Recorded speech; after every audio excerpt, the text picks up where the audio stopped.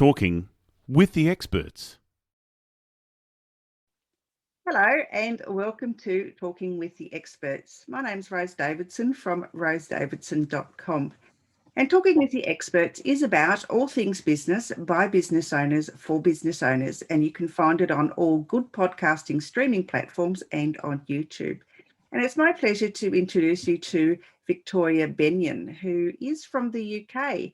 And her business is Victoria Bennion Podcast Booking Agency. So guess what we're talking about today? Yay, growing your business with podcast interviews. Welcome, Victoria. Thank you for having me, Rose. Glad to be here. Oh, great. So you are the founder of the Victoria Bennion Podcast Booking Agency, and you work with entrepreneurs, coaches, and authors to build their brands and grow their businesses through leveraging podcast interviews. And you're a trained journalist, a qualified marketer, and an experienced social media manager. Wow. And you've been helping authors and businesses reach their goals with effective marketing solutions for nearly 20 years. My goodness, you don't look that old. Thank you. That's true. So, I wouldn't. Flashing lights. Appreciate it. So tell me a little bit more about, I know what podcast booking agencies do, but, just tell our audience a little bit of background about, why you do what you do. Why? Okay, well, I guess I began my career in journalism because I enjoyed storytelling. It wasn't quite what I thought it was going to be. I was quite headstrong. I was really into English at school, and I thought journalism was writing, writing stories, and that's not quite the case. So from there, I moved on into a career in communications, which is again kind of sharing stories. And I was working with authors and small businesses when I took a Tim Grahl marketing course, book marketing especially. And one of the strategies that he mentioned was podcast interviews for authors and how beneficial they were into getting your work seen by new audiences. So I tried it with a couple of clients that I had, and she had some really good results. And I took on a new client just especially to do that. And I found it really exciting, making the connections for people, helping them share their stories. So that's kind of how I got to how I am. So when I work with a client, I work out who their target audience is. We talk about who they want to connect with. And then, that's the great thing about podcasts, isn't it? They have such niche audiences that you can really speak to your people and have meaningful conversations. So that's what we do, really connect people. Yeah, I recently had an interview with someone who's into public speaking, and we had a great conversation about that and about podcasting and, why did we each start our own podcast and we were relating to each other about how the connection is that, the people that I've met through doing mine, I would have never had crossed paths with them ever. And some of the people are like yourself are very interesting, and they have, heaps to share with others, and their voices most often aren't heard because, they keep to themselves, and podcasts are just such a great platform to leverage. Yeah. I think it's a lesser known benefit, isn't it, as well? I think when people are thinking about, I'll be a guest on podcast, the first thing they think is, the reach of the podcast. That's kind of the main thing. And actually, there's the connection and the networking, and there's just so many benefits to it. There is, I agree. Yeah. I've made some really good met some really good acquaintances out of it, and we're still in touch. And I think, you're close to my 150th episode. And I've only been going since July, so gosh, that's good. I'm really and I just love doing it. I just think it's so great. It's great that it's a one-to-one conversation, isn't it? I think that's another thing where people sometimes will think, it's like public speaking. And I've worked with some authors who are quite hesitant, not so confident in that area, or even small business owners. But actually, if you take that away and you remember that it's a one-to-one conversation and focusing on just your conversation with the host, it's a lot less scary, I think, and a lot more doable for people. Yeah, I agree. Yeah, a lot of people that when I first started, I was like really, I guess, gobsmacked because the caliber of guests that I was getting, Yeah, you've got some great people that I just, like Fortune 500 company CEOs and stuff like that, and I thought, oh my, and they just want to talk to me, and I'm like, hey. Really Yeah, good. so it's really, I know, sometimes it's quite mind-blowing who your guests are and how they I'm want to reach sure. out to you. But anyway, so tell me a bit more about Tim Grail's course. Is it like a Okay, it's a book marketing course actually. It was on how to launch a bestseller. I think that's the title. He has a few, I think, around the book marketing area, but that was the one that I took because I was working with authors and wanted to improve my skills. So he talks about all the things that you can do on the lead up to a launch to make your book launch successful. Podcast interviews were one of the things that he recommends. okay. And so it is, I guess you got quite a lot out of the course, obviously. I did. It was really do. useful. He's really he really doesn't know his book marketing, but of course some of the things that he talks about can be applied to businesses and everything, really useful. Yeah, okay. But I'll have to get on your books for podcast guests. Yeah, absolutely. So you've helped like hundreds of businesses get on your podcasts, or the ones that you've helped them get podcast I've helped. interviews. Yes, and so right. they in turn have established their authority and built their platform. So, how do they feel about it? These people that are getting these interviews, are they, overwhelmed? I mean, you did sort of touch on a little bit, but, are they getting better at it? Yeah, I had one author who was quite nervous to start with. But, I think once you've done about 4 to 6, or certainly what she found, once she'd done a few, she was, getting more practice with sharing her message. I think the confidence comes. And also then the benefits that she was seeing, the connection she was making. There were further collaborations. She was invited onto One Host Facebook group, and she worked in mental health. So I think she was really getting her message out to the right people and was able to help more people. So she enjoyed it. And like you said, I think a lot of our clients really enjoy meeting new people, like those connections, I think, are really beneficial. Yeah. I think too, podcasts have really taken off in the last 18 months because of the pandemic, because we've been forced to do digital communications and so forth rather than in person. So I think there's about 750,000 podcasts at the moment, which is a lot that they need to compete against. That's it. There's so many. There is a lot, but I mean, if you can get out and stand out, yeah, absolutely. And they're such niche audiences, so I think that you can find them in the area that you want to listen to, can't you? Like if you're interested in business, like your podcast's ideal, but you can subscribe to the ones that you want, and then Yeah, absolutely. And do you prefer one platform over another? I'm talking SoundCloud, iTunes, one of those. Do you recommend different ones to your guests, or to your clients? I don't particularly. I mean, some of our clients have their own podcasts, but some of them are just guests.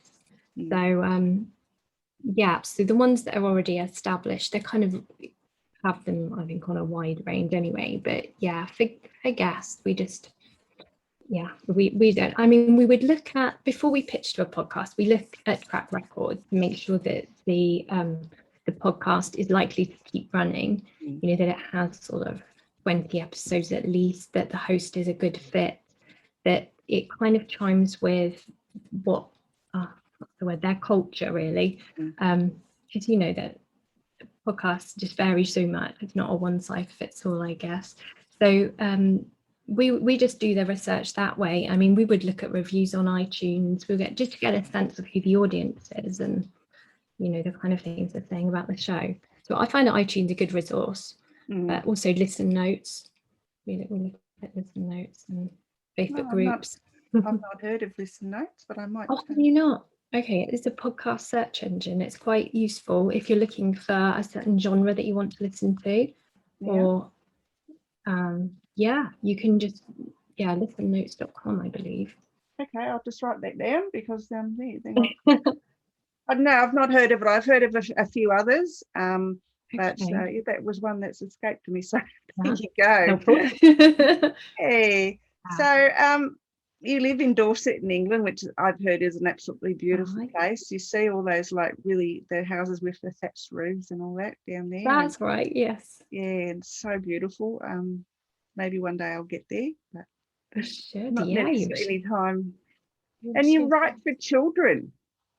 I do. That's more of a hobby, but yes, that's something that I like to do. I'm in a member of something called the Golden Egg Academy, which is sort of an editorial service where they help nurture writers. And it's something that I like to do when I've got spare time. What type of book they're for children you for? Yeah, what are the titles of some of your books? Okay, so I've only had one that was published with the Arts Council, and that was called The Legend of the Golden Carp.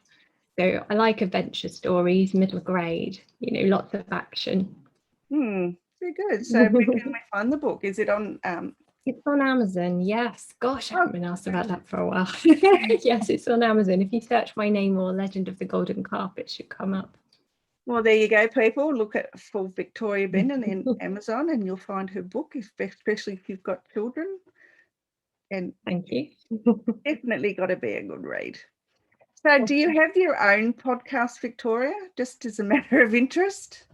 I don't, but I'm going to be launching one in the next month or so. I'm just working on the name at the moment. No, so I was going to ask you what the name of it was. Yes, I'd like to focus it, I think, on podcasts, So just thinking about the right name at the moment. So the theme will be podcasting, basically. Yeah. Interesting. Visibility. Okay. Let me see. Tell me a little bit more about yourself. What do you do as in your downtime? Well, I like to read, and I guess I like to read a lot. So I'm currently reading the Stephen King book, The Institute. Don't know if you've heard of that, but that's quite gripping. Yes, most of these ones are, aren't they? Yes, yeah. My husband was an avid fan of them, and he used to read me some of the stuff, and it's really scary. But sometimes I think that reading it is less scary than watching a film, because you can kind of control your imagination a bit, can't you, with what you're reading? So I think I must tone it down a bit, because but I know it's not necessarily a usual choice. I also like to write in my spare time, go for walks. We live right by the sea, just 5 minutes away, and I've got 2 children, so they keep me quite busy in and around different activities. Oh, wonderful. And so is your agency in Dorset, or is it in London? Yeah, it's in Dorset. I work from Dorset now. We were based in London for a couple of years, but we moved when I had my daughter. We moved back to Dorset, so I just travel up there now. We had a base there for a while, but well, with everything as well. Yeah, it's a bit hard these days, isn't it? Yes, it's all the virtual setup as well. So, well, I think the pandemic has done us a service by making us more connected online, because most of us wouldn't have Zoomed. It was only a Zoom call if it was a meeting or something urgent. But now it's like, you talk to your parents or your family or whatever with a Zoom call or a Facebook time or whatever. So totally. Yeah, it's become more part of our lives, hasn't it? Push that forwards, definitely. We have a lot of people working here, because my husband works from home too now. He used to travel about all over the place, but he's very home based. And we also have my parents, so it's quite packed in. Yes, it can be a little bit cozy. Yes. So I guess what other than authors as your clientele, who else do you have? I have poachers. I have other podcast hosts. One is in the health and wellness area, and I think I have a marketing specialist. Yeah, quite wide actually. Funny how people come to us: leadership, business. It's grown. It started with authors, but then I was finding we were getting inquiries from just people in other areas to work with, and it's beneficial, I think, for so many people. Oh, good stuff. And so you've written a children's book. Are you going to write a book about podcasting? That would make sense, wouldn't it? Yes. I think that's definitely going to happen. I can't tell you when, but yes. No, I've asked a lot of people, and they say, yeah, it's in the pipeline, but yeah, I haven't I got know you around need to to it commit, yet. don't you? Yeah, you need to commit to the time and block it out, probably. I think so. Yeah, I was going to write a book this year too. That was one of my yeah. on my bucket list, and I never got around to doing it. I haven't even started it yet. I think it's in the too hard basket. Yes, yeah, absolutely. So, have you got any wise words of advice to anyone who either wants to start a podcast or become a guest on a podcast? Yeah. So if you're thinking about becoming a guest on a podcast, before you start reaching out to podcast hosts, review your online presence. Check that your website's up to date. Check your social media platforms. Make sure that if somebody looked you up, that you're giving the impression that you want to project. Make sure everything is, you're recognizable. Have a nice profile photo, that kind of thing. Because I think the first thing hosts tend to do is look you up. You want to make the right impression, and then invest in some equipment. Because if you're going to make this strategy a part of your marketing strategy, get an external microphone. You can get a reasonable webcam, because a lot of hosts do use video, as we're talking about, and headphones. So just give yourself the best chance of success to start with, and then think about who you want to connect with, who is your audience, and then you can start researching the podcast that would be a good fit for you and that you can offer value to. Yeah, no, I get a lot of mine through agencies at the moment. So people aren't reaching. Oh, actually, that's not quite true. Just recently, in the last 2 weeks, people have actually been reaching out to me without being in an agency. So, they've listened to someone else's podcast and reached out to me that way. So I like that. It's nice. I guess if you've got 150 interviews and everyone's sharing them, yes. You're going to be reaching such a wider audience, aren't you? Eventually, it hasn't got a great listenership at the moment, but I'm working on it. Yeah, and that will build. That does tend to build, doesn't it? Consistency. Yeah. So anyone who's going to start a podcast, I've only got. It's not expensive equipment, and I know you don't have to start a podcast with expensive equipment. Yeah. Absolutely, just basic equipment is good enough. It's just that you want your sound quality to be good enough, don't you? Otherwise you don't want to put the audience off. So it's just kind of the basics. I think when you're getting started is fine, or as a guest. Absolutely, I totally agree with that point there. Yep, there's nothing worse to listening to somebody that you can't hear. No, and no, it can be really frustrating, can't it? All right, Victoria. No, yes, it is Victoria. It is, right. Sorry about that. No problem. Yeah, I had just had a Natasha on, and I thought, oh God, I haven't confused them, have I? Oh, my bad.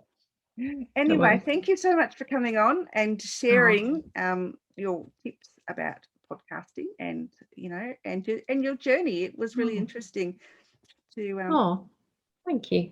It was interesting. Yeah, my daughter she studied or started to study journalism, and it wasn't for her either. She found out that because she was excellent at writing stories, but it's not what she thought it was, and she dropped out and did something else.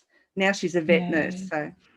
Oh wow, quite different, but very caring. I guess you have to be to do that, don't you? Yes, no, she's good at it too. She loves it, but yeah, she found going to uni and the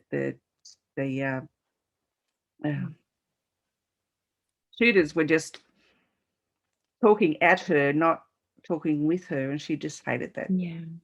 Yeah, it can be quite hard-nosed. That's what I found quite yeah. Yeah. Yeah. I mean, I Not worked for a year. Sorry, Yeah. I worked for a year on a publication in Salisbury, which is about an hour away from here, but it was a monthly publication, so it was a bit kind of softer, not hard news. But I had friends who went into hard news, and it's quite, you know, you do need to be quite tough, I think, to do it, don't you? It's not what you think if you're good at writing stories. Oh, this is the ideal career choice. No, and you know, obviously it's not up to you. You might write a A+ story, but it's up to the editor in the end whether they Yeah. publish it or not. Oh, absolutely, absolutely, yes. And it's heartbreaking when you, you know, spend a lot of time gathering information and writing this great story, and the editor says, no, it's crap, and you know, go away. Absolutely, absolutely. All right. Yeah. Well, I'll let you enjoy the rest of your day. Thank you. Thank you so much for coming on. And Oh, thank you very much. All right. So yeah. Great to talk to you, Rose. Okay. Bye. Bye.